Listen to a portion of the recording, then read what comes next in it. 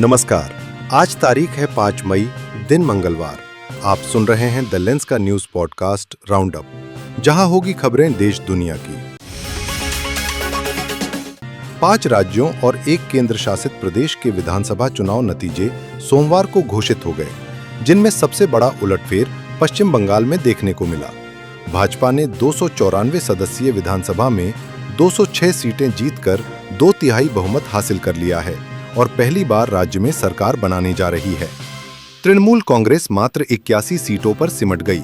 मुख्यमंत्री ममता बनर्जी समेत उनके 12 मंत्री चुनाव हार गए। वहीं तमिलनाडु में अभिनेता थलपति विजय की नई पार्टी टीवीके ने इतिहास रच दिया है। 59 साल बाद राज्य में न डीएमके और न ही एआईएडीएमके की सरकार बनेगी। टीवीके सबसे बड़ी पार्टी बनकर उभरी है और कांग्रेस के साथ गठबंधन कर सरकार बनाने की तैयारी में है। असम में हिमंता बिस्वा शर्मा की अगुवाई वाली भाजपा नीत एनडीए ने लगातार तीसरी बार सत्ता बरकरार रखी, जबकि केरल में 10 साल बाद कांग्रेस गठबंधन यूडीएफ ने वापसी की और एलडीएफ को करारी हार मिली। पुडुचेरी में भी एनडीए ने सत्ता कायम रखी। पश्चिम बंगाल में भाजपा की ऐतिहासिक जीत के बाद नई सरकार का शपथ ग्रहण 9 मई 2026 को होगा। पश्चिम बंगाल चुनाव नतीजों पर मुख्यमंत्री ममता बनर्जी ने मंगलवार को प्रेस कॉन्फ्रेंस कर बड़े आरोप लगाए। ममता ने कहा कि उनकी पार्टी हारी नहीं, बल्कि 100 सीटें चुराई गई हैं। उन्होंने मुख्य चुनाव आयुक्त को खलनायक बताते हुए आरोप लगाया कि भाजपा और चुनाव आयोग ने मिलकर गंदा खेल खेला। उन्होंने कहा है कि वह इस्तीफा नहीं देंगी, क्योंकि उनकी पार्टी ने चुनाव नहीं हारा है। चुनाव से पहले कार्यकर्ताओं की गिरफ्तारी, छापे, अधिकारियों के तबादले और वोटर लिस्ट से 90 लाख नाम हटाने का आरोप लगाया। ममता ने दावा किया कि गिनती केंद्र में उनके साथ मारपीट की गई और उन्हें लातें मारी गई। इसके बावजूद उन्होंने इंडिया गठबंधन की मजबूती पर जोर दिया। बता दें कि भाजपा ने 207 सीटें जीतकर पहली बार बंगाल में सरकार बनाने का दावा किया है, जबकि टीएमसी 80 सीटों पर सिमट गई। बिहार के भागलपुर में गंगा नदी पर बने विक्रमशिला पुल का 34 मीटर लंबा हिस्सा रविवार देर रात ढह गया। हालांकि किसी के हताहत होने की खबर नहीं है, लेकिन इस घटना से सीमांचल के 16 जिलों की कनेक्टिविटी पूरी तरह ठप हो गई है। रोजाना 1 लाख से ज्यादा लोग और 50,000 वाहन इस पुल का इस्तेमाल करते थे। मुख्यमंत्री सम्राट चौधरी ने घटना के तुरंत बाद केंद्रीय रक्षा मंत्री राजनाथ सिंह से बात की और मरम्मत में भारतीय सेना की मदद मांगी है। पुल की मरम्मत में करीब 90 दिन लग सकते हैं, जबकि पास में बन रहे नए 4 लेन पुल को अब दिसंबर 2026 तक पूरा करने के निर्देश दिए गए हैं।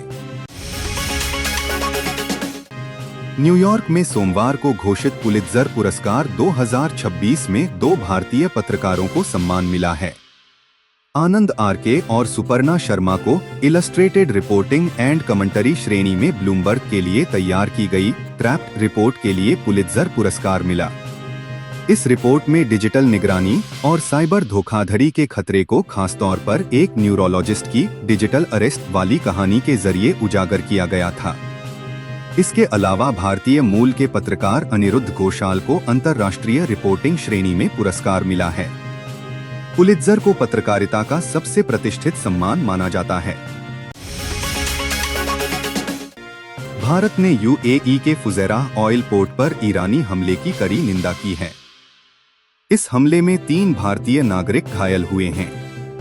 भारत ने सभी पक्षों से तुरंत हिंसा रोकने, आम नागरिकों को निशाना न बनाने और होर्मुज स्ट्रेट में जहाजों की निर्बाध आवाजाही सुनिश्चित करने की अपील की है। प्रधानमंत्री नरेंद्र मोदी ने भी घटना पर प्रतिक्रिया देते हुए कहा कि आम लोगों और महत्वपूर्ण इंफ्रास्ट्रक्चर को निशाना बनाना स्वीकार्य नहीं है। यूएई ने दावा किया है कि उसने ईरान के 12 बैलिस्टिक मिसाइल, 3 क्रूज मिसाइल और 4 ड्रोन को सफलतापूर्वक रोक दिया। राजस्थान के उत्तर पश्चिमी हिस्से में बने चक्रवात के प्रभाव से देश के बड़े हिस्से में मौसम बदल गया है। दिल्ली में मंगलवार को ओले गिरे, जबकि उत्तर प्रदेश में आंधी बारिश से 8 लोगों की मौत हो गई। बिहार में बिजली गिरने से 23 लोगों सहित 7 बच्चे की जान चली गई। राजस्थान में तापमान में 8 डिग्री की गिरावट दर्ज की गई और हरियाणा में तेज आंधी से 15,000 से ज्यादा पेड़ उखड़ गए। आज और कल उत्तर भारत, बिहार, झारखंड समेत कई राज्यों में तेज आंधी, बारिश और बिजली गिरने का खतरा है। और अंत में खबर जरा हटके में जानिए, 1 लीटर एथेनॉल में कैसे 10,000 लीटर पानी की बर्बादी हो रही है। दरअसल भारत ने पेट्रोल में 20% एथेनॉल ब्लेंडिंग का लक्ष्य समय से पहले हासिल कर लिया है, लेकिन अब चावल से एथेनॉल बनाने की नीति पर गंभीर सवाल उठ रहे हैं। खाद्य सचिव संजीव चोपड़ा ने खुलासा किया है कि मात्र 1 लीटर एथेनॉल बनाने के लिए करीब 2.5 से 3 किलो चावल और 10,790 लीटर पानी की जरूरत पड़ती है। यानी अगर आप घर में खाने के लिए 1 किलो चावल पकाते हैं तो उसमें 3,000 से 5,000 लीटर पानी लगता है, लेकिन जब उसी चावल को एथेनॉल फैक्ट्री में भेजा जाता है तो पानी का खर्च 2 गुना से भी ज्यादा हो जाता है। नीति आयोग की रिपोर्ट में चेतावनी दी गई है कि अगर यही स्थिति रही तो वर्ष 2030 तक दिल्ली, बेंगलुरु, चेन्नई समेत देश के 21 बड़े शहरों का भूजल स्तर पूरी तरह समाप्त हो सकता है। ईंधन आयात पर निर्भरता कम करने और आर्थिक बचत के नाम पर चल रही इस नीति ने अब जल संकट को और गहरा करने का खतरा पैदा कर दिया है। तो आज के लिए बस इतना ही। कल होगी मुलाकात नई खबरों के साथ। खबरों को विस्तार से पढ़ने के लिए विजिट करिए हमारी वेबसाइट thelens.in। यूट्यूब के अलावा हमारे पेज को X, फेसबुक और इंस्टाग्राम पर भी फॉलो करें। शुक्रिया। देश दुनिया की रखी खबर हर रोज हर शाम कानो कान सुनते रहें द लेंस पॉडकास्ट। रही अपडेट लेंस के साथ।